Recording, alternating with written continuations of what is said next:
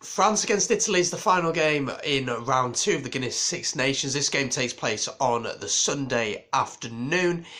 So, the French taking on the Italians. This is going to be an interesting one, I feel. France coming off a win, of course, beating England 24-17 on the weekend. And then Italy losing 42-0 against Wales in Cardiff in a pretty poor and dismal display. Make sure if you're new to the channel to subscribe, leave me your thoughts in the comments down below and leave a like on the video. Let's get into the preview.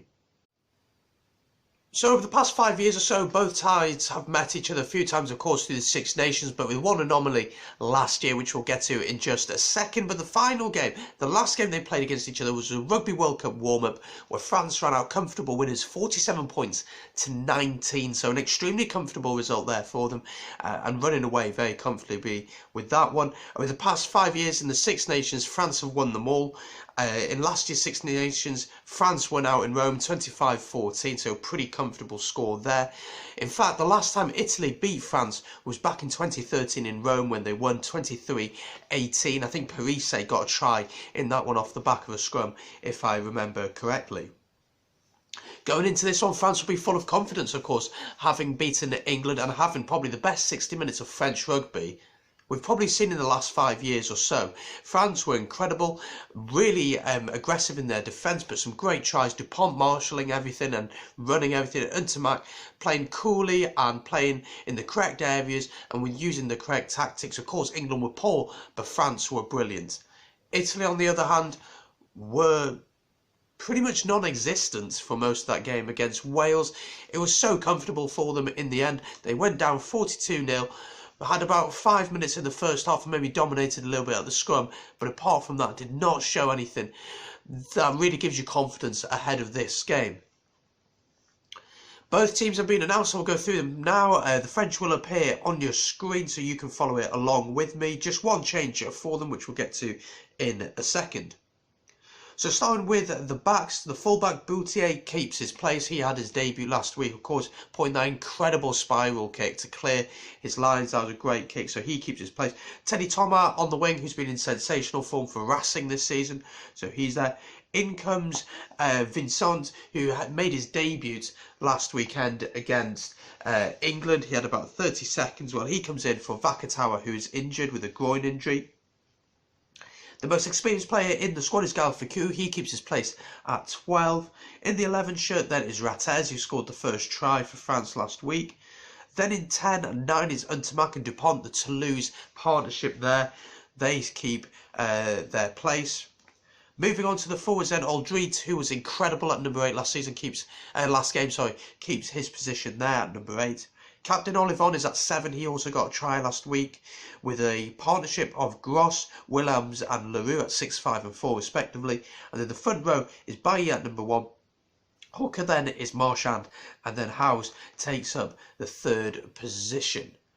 So that team, it looks, it's continuity. That's the word I'm looking for. That's what they've gone for. Obviously, I think Vakatawa will be a big loss. He's a great way of getting over the gain line, got a bit of X factor. But I think Dupont is going to be key to this game. If he can start to control the game with his little tactical box kicks, with his quick sniping runs, with his little balls, he just floats in the air and invites players to run onto it, giving the ball to the likes of Aldrit or Olivon to come over and crash over the gain line. He's going to be key for them. And then obviously the likes of Teddy Thomas, we know he can finish. Ratez can finish, and Galficou on his day can be a brilliant player.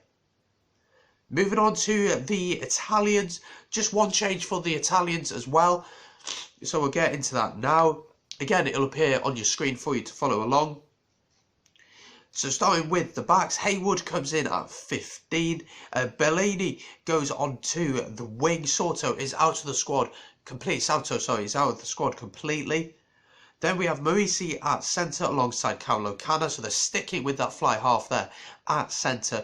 Minotti then jumps onto the wing from fullback. We didn't see enough of him last week. Moving on then to the fly halves, we have Tommaso Allen at 10, and his partner in the halfbacks then is Brayley, who plays for Gloucester. Then moving on to the forwards, we've got Stein, who's a powerful ball carrier, and they'll need him to be at his best if they want to get anything out of this game. Negri then at 7. At 6 then Pelledri is a brilliant ball carrier as well. He's there and he's so influential at the breakdown as well. Alongside him then is Lamare, and then Zani is playing again. Zani, 36 years old. Can you really have someone who, let's be honest, is past his best, really past his best? Is that the best Italy can put out in that position? And then the front three then is Zilocchi, Bigi as captain, and Lavotti in the number 1 shirt. So there you go, that's both squads. Thoughts on the Italian squad? It's not good enough. That is my honest opinion about it. There's not enough players who stand out there as game changers, as going to make the difference in this game, who are going to take the game by the scruff of the neck and really do something.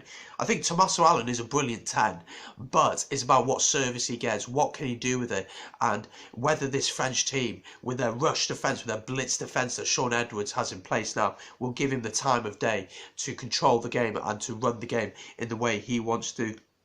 I think Manozzi on the wing is not the greatest option. I think Manozzi is actually better at fullback. He has more time on the ball. He can catch the ball from his own 22, look up and run. And I think that having that extra space in this game is going to make a massive difference because, as I said, this blitz defence from France is just going to be so powerful. The French squad, as we spoke about, is young, it's exciting. Dupont and Tamac. We got the likes of Boutier, who's been brilliant in his last game. Of course, Rattez, Aldrid, Olivon. They're so exciting players. And if I'm being totally honest, I can only see one winner in this one. I see France winning this very comfortably.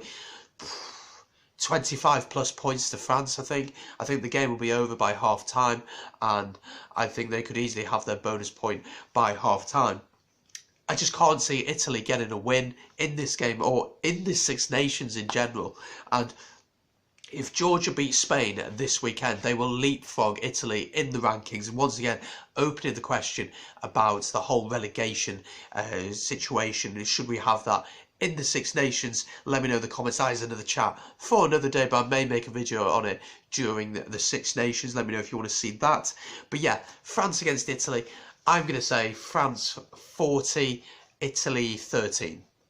That's what I'm going to say. France 40, Italy 13. Comfortable victory for them. Let me know your thoughts in the comments down below. Sorry I sound all sniffy, but I'm just coming off a horrible cold. But guys, let me know your thoughts in the comments down below. Subscribe, leave a like on the video. The previews for the other 2 games of Ireland against Wales and Scotland against England are on the channel now. They'll be in the I buttons or links in the descriptions, so do go and check them out. I'll see you for the reviews.